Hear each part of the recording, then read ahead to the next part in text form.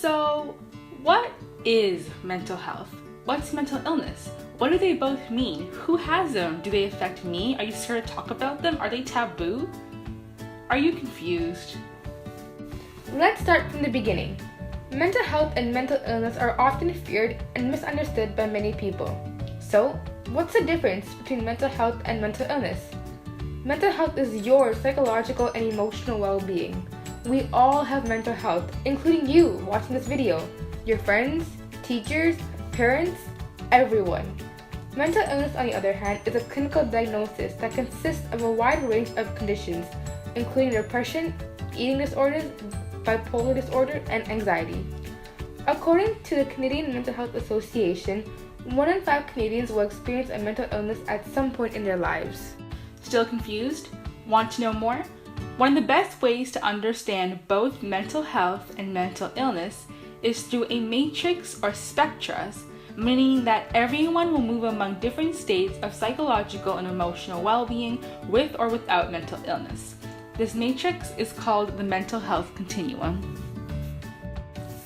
The continuum has 4 major identifying parts to it, which are optimal or good mental health, minimal or poor mental health, maximum mental illness, and minimal or no mental illness. Each of the black lines with the arrows represent the spectra that mental health or mental illness stretches upon. Each box explains a person's potential relationship between mental health and mental illness. The top right box explains that a person can have good mental health and not have a mental illness, like when you're feeling happy, safe, and calm at school or at home. The box below that states that people can have poor mental health and not have a mental illness. This includes a person who doesn't have a mental illness but has poor mental health because they didn't get enough sleep, are stressed out for exams and tests, are nervous before doing a presentation, or are worried about what other people think of them. The box between good mental health and mental illness explains that it is possible for someone with a mental illness to have good mental health. For example, someone who has a mental illness may be able to have good mental health at times when they can cope with the stressors in their lives or are surrounded by people they trust in a safe place. The final box shows that someone can have a mental illness and have poor mental health. For instance, an individual who has depression will experience poor mental health at times when they feel isolated, sad, and other forms of emotional distress. It's important to keep in mind that different people you know and yourself will follow along the matrix differently, and that it can change as frequently as your mental state may change, such as from day to day, hour to hour, and even in minutes. So, how can you take care and improve your mental health? Use coping strategies. Coping strategies are techniques people use to decrease emotional distress, feel relaxed, and to calm down. Easy and common coping strategies include reading, journaling, doing any form of art like drawing or dancing, exercising, and talking to people you trust. But mental health is also affected by your physical and social health. To feel optimally well, you need to take care of yourself holistically.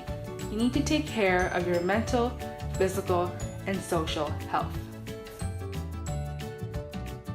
Many people understand physical health fairly well. It consists of taking care of your physical body.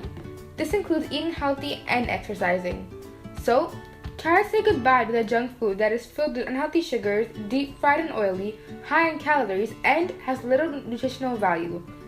Go outside or stay at home and exercise your body differently. Vary your exercises from cardio, weight and muscular training, and flexibility.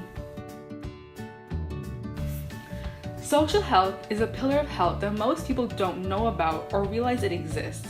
Social health considers how our social environment and different social determinants or factors affect our mental and physical health.